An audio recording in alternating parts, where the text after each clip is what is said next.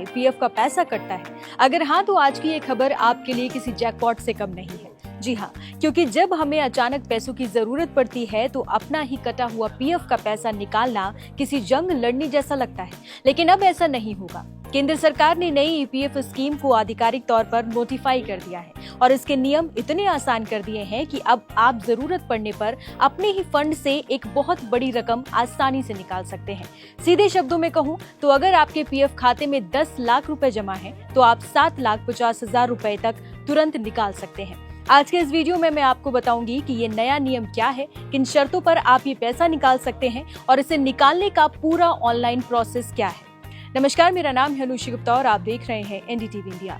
कर्मचारी भविष्य निधि संगठन यानी ईपीएफओ ने हमेशा से कर्मचारियों की सुविधा के लिए नियमों में बदलाव किए हैं।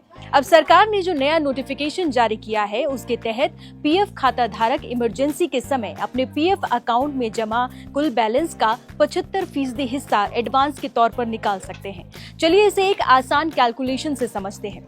मान लीजिए आप पिछले कई सालों से जॉब कर रहे हैं और आपके पीएफ अकाउंट में कुल 10 लाख रुपए का बैलेंस इकट्ठा हो गया है।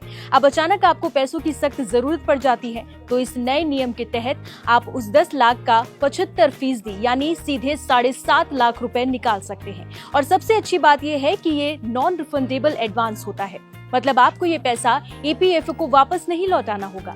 अब आपके मन में ये सवाल भी आ रहा होगा कि क्या हम ये पैसा कभी भी निकाल सकते हैं? तो इसका जवाब है बिल्कुल नहीं। ईपीएफओ ने कुछ खास स्थितियां तय की हैं जिनमें आप इस 75% रकम की निकासी कर सकते हैं। आइए जानते हैं वो स्थितियां कौन सी हैं। पहली, मेडिकल इमरजेंसी। अगर आपको या आपके परिवार में यानी कि पत्नी, बच्चे या फिर माता पिता को कोई गंभीर बीमारी हो जाती है या अस्पताल में भर्ती होना पड़ता है तो आप इलाज के लिए ये पैसा निकाल सकते हैं। दूसरा, शादी यानी कि मैरिज। अपने खुद की बहन भाई की या बच्चों की शादी के लिए भी इस फंड का इस्तेमाल किया जा सकता है।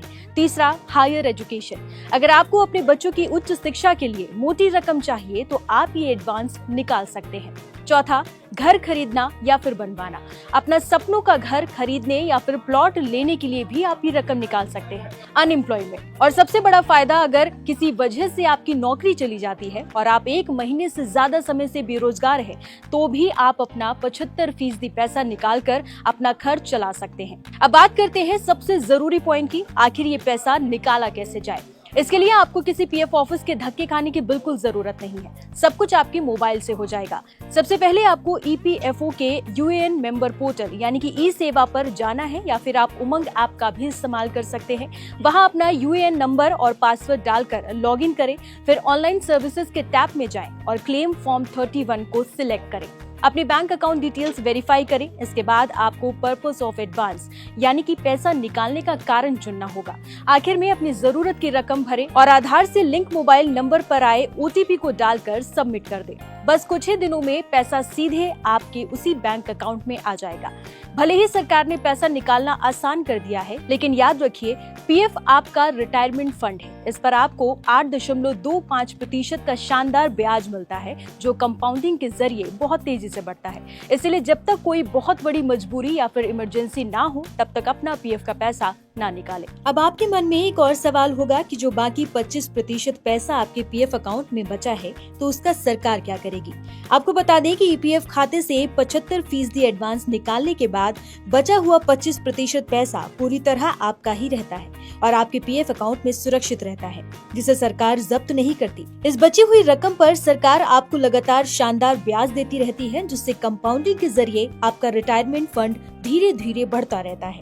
दरअसल ईपीएफओ का मुख्य उद्देश्य आपके बुढ़ापे को सुरक्षित करना है, इसीलिए इस 25% हिस्से को रिजर्व रखा जाता है, जिसे आप बाद में रिटायरमेंट के वक्त या फिर लगातार 2 महीने से अधिक समय तक बेरोजगार रहने की स्थिति में पूरा 100% ब्याज सहित निकाल सकते हैं।